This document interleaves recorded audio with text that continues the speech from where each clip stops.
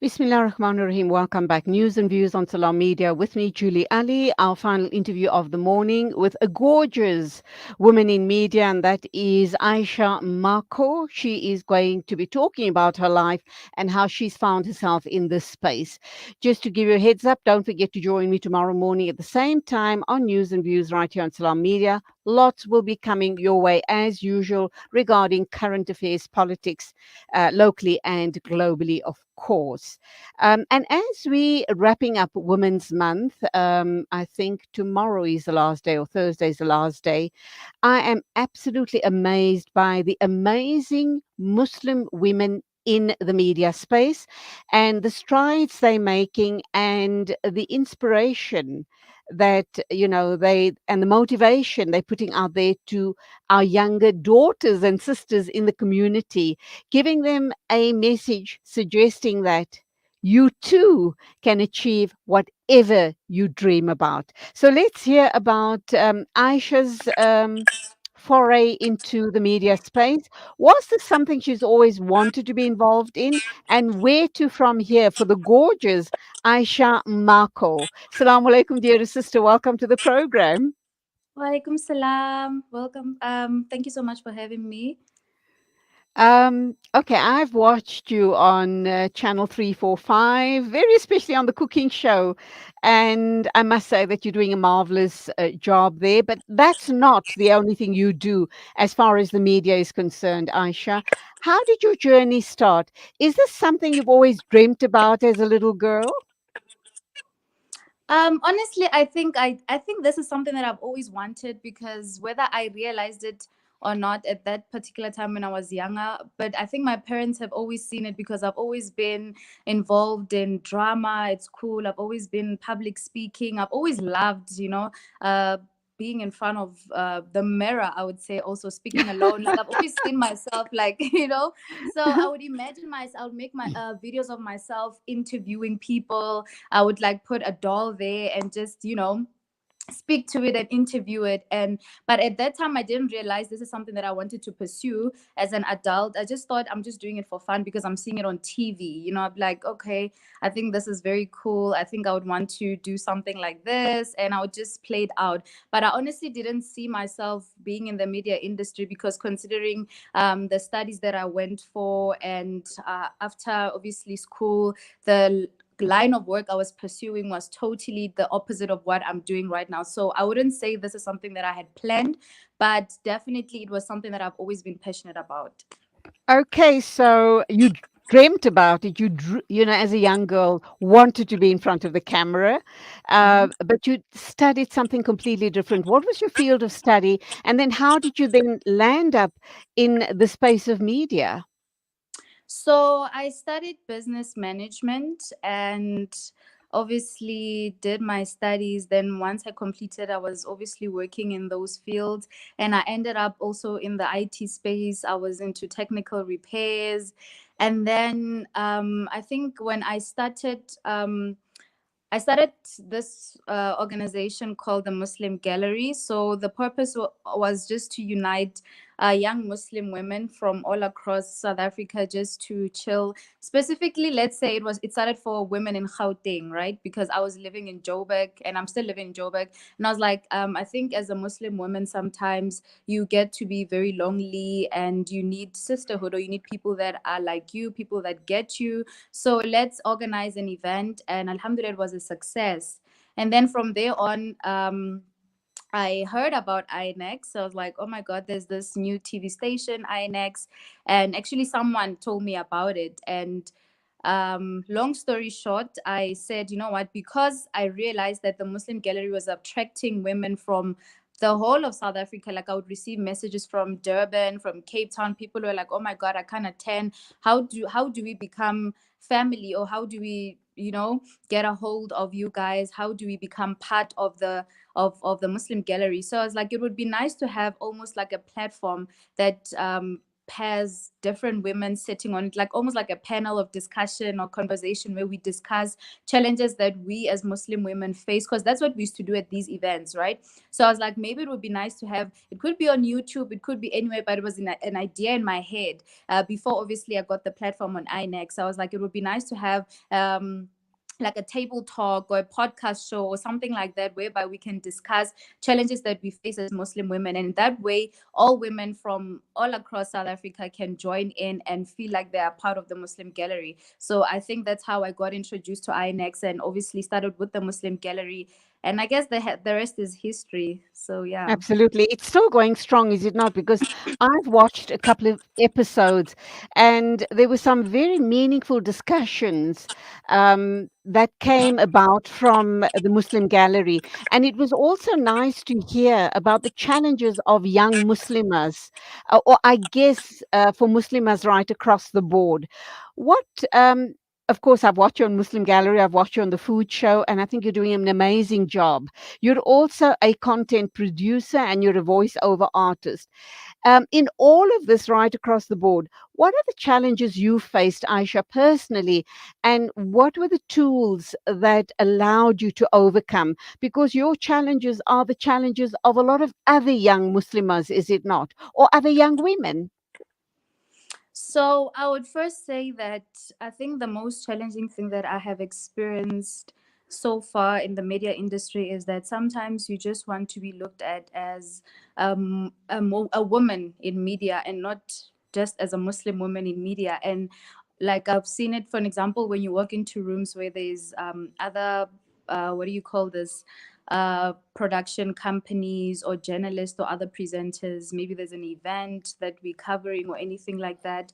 You meet all these women or all these people, and the first thing that they see from you is that, oh, so you that Muslim producer, or oh, you that Muslim presenter.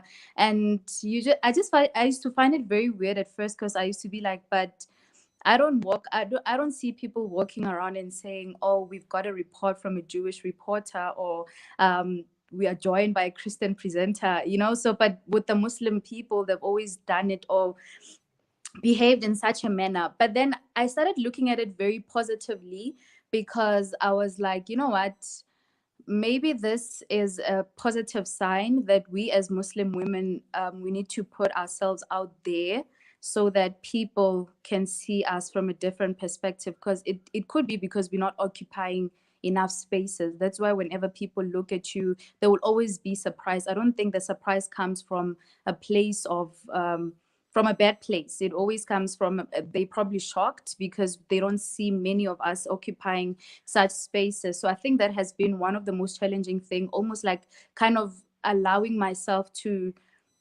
blend in with other people without feeling like I'm not a part of them.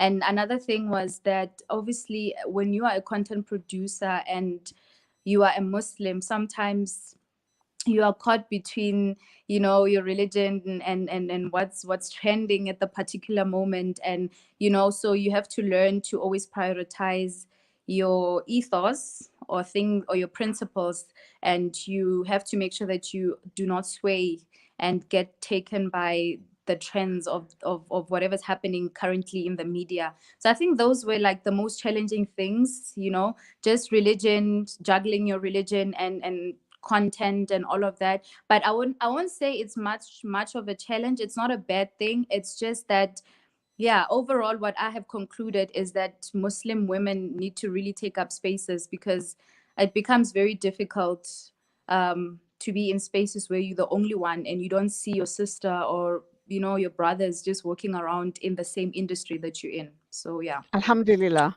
I guess the hijab is obviously a form of identification. So the moment you are in a public space and you're wearing hijab, you are recognized as a Muslim woman.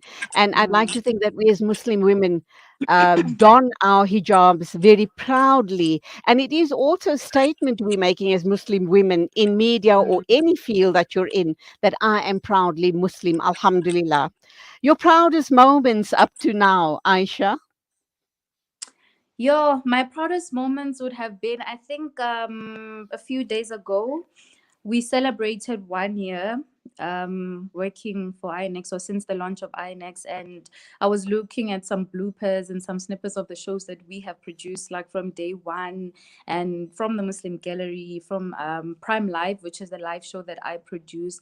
And I got so emotional because I was like, oh my God, it's been a year already. I just couldn't believe that, because I remember the first days when I started producing that show. It was so challenging because it was a 2 hour show. It was live.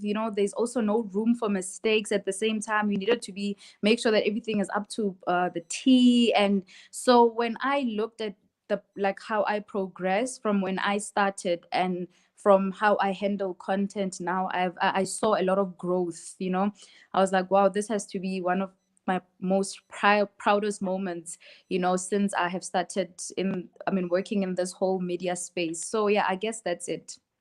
Alhamdulillah, but it is a very, very taxing space to be in. You work long hours, you work odd Mm, hours, you need to put in a lot of hard work. And being in the media, you never have, uh, you never have me time or off time because you're on your toes, you're alert all the time for the next story, for the next idea, etc. So you're very, very wide awake, which is great.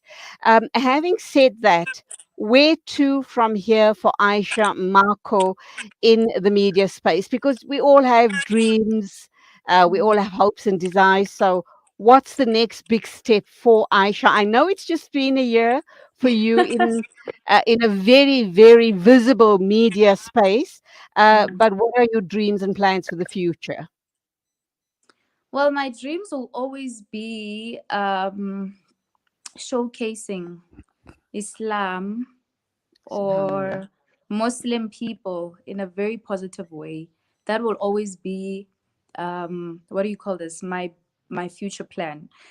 How I will execute that. It's still a bit blurry, but I think I would always live by that model, because I've always said that you cannot isolate yourself in a world that has so much opinion about you. You need to stand up, and you need to show people how beautiful our religion is. And you need to show it in a very positive way, in a very light way. So I would like to be an example of that. So in whatever partnerships that I will go into, collaborations that I will go into, or other media platforms that I intend on going onto, I will always stand by that. So I think that will be Ayesha Mmako in the future, Ayesha Mmako in the present also.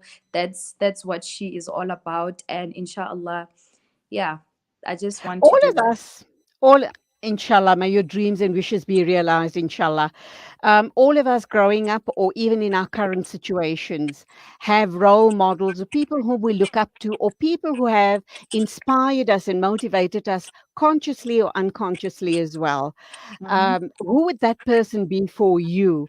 And how are you, Asha? You have a huge role to play in the space that you're occupying right now. You have to be an amazing role model to our younger daughters and sisters in the community so that they need to know that I can become an Aisha Marco. I can achieve everything she's achieved and much, much more. So, your role model, and what are you going to do to give a hand up to another young girl wanting to be in the space as well? You're a role model. I've always struggled with that question, hey? Because my answer is always a very weird one. Because I whenever I look for role models or people that inspire me, I always look closely to me, because I always feel like people that are far from me, I can't really tell exactly what they're about. I can only assume from what they want to show me. So I would say my role model will have to be my father. Um, Subhanallah. he is my pillar of strength, and he is Wow. someone that I really look up to. And yeah, he's just, I don't know, in so many ways he has shaped the woman that I'm becoming. So yeah, I think You he sound is. like my son. My Yeah, son he's often says my that idol. about his dad. I don't see And anybody, like I don't see wow. anybody else inspiring me except him. Like in as much as we fight a lot, because I think we're the same. But in that arguing, like I find myself I think we're so much alike. And he is just someone who's very strong, someone that has such great love for his religion. And he's always made me to not forget who I was. Like, he always reminds me of my purpose and what I should always aspire to be, you know. So I think sometimes when you're in the media industry, it's very easy for you to be influenced by the Western media, or like how you should look like and what you should not do. This is how you should talk, this is how you should dress, it makes you more beautiful. So you get caught up in in that whole, you The know, glitz and the glamour. yes. And then he's just someone that grounds me. Like, he always reminds me, Alhamdulillah. hey, this, you are Aisha, this is what you are about, don't forget that. So I think he's my role model, and he'll forever be my role model. Subhanallah, couldn't have a better role model. Very quickly, in a closing, what do you want to say to all the young people out there in our community and young people all across the board regarding their futures and their aspirations? Well, I would like to say again that please take up spaces. Please be unapologetic about your dreams. And sometimes you don't have to be clear about the future of your dream. As long as you know the now, you just need to start with whatever you have in your mind. Pursue it. You never know where it will take you. And also be someone who has, be a person of purpose. Like, whatever spaces that you enter into, it could be media, it could be whatever space that you want to enter into, be someone with a purpose. Like, know exactly why you're entering um a certain space. Be very strategic about every move that you do. But above all is that you need to be very humble, uh, because with arrogance, you're never going to learn anything. And we also need to, I think we need to stop being very entitled. As this generation, like this young generation, I feel like we're very entitled people. We need to really work hard. We need to be humble, and yeah, stop their self entitlement, and really be someone that's all about positivity, push hard. And if you are Muslim, be someone that really, you need to be grounded by a religion, because everything around you will always just not make sense, because initially you have a contract with your maker. So you need to always make sure that you are grounded and binded by that, which is your kalima. So be loyal to that above everything else. Subhanallah, what a breath of fresh air. May Allah subhanahu wa ta'ala take you to greater heights. Keep up the great work. Till the next time, as always, Assalamu alaikum, and keep us in your du'as, inshallah. Inshallah. Assalamu alaikum. Thank you so much for having me.